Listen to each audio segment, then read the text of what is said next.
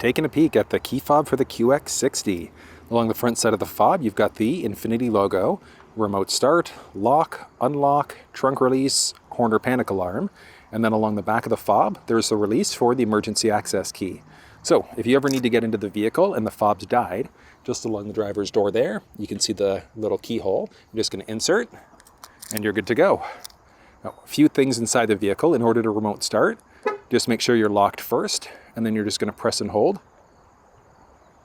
You can see there, remote started, and then in order to cancel the remote start, you just press that circle button there again once, and remote start's canceled. To get inside of the trunk of the vehicle using the fob, you're just going to push and hold the button there. See there, up we go. And then you can use the fob to close if you want to, and then just on the very top of the door, there's a button there. So you can also push that if you wanted to close. Straightforward. And then there's also one other neat trick that you're going to find inside of the QX60, and that's using the key fob to roll the windows down. So in order to do that, you just press and hold the unlock button on the fob. Just wait a second there. There you go. You can release in order to stop it part way, or you just push and hold again.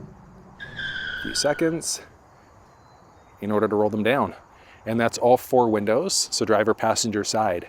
Now, one thing to note, it is going to be powered down, but it's manual backup again. So that would be one thing I'd like to see is backup, but at least we have that window down option. But that's how you use the key fob inside of the Infiniti QX60.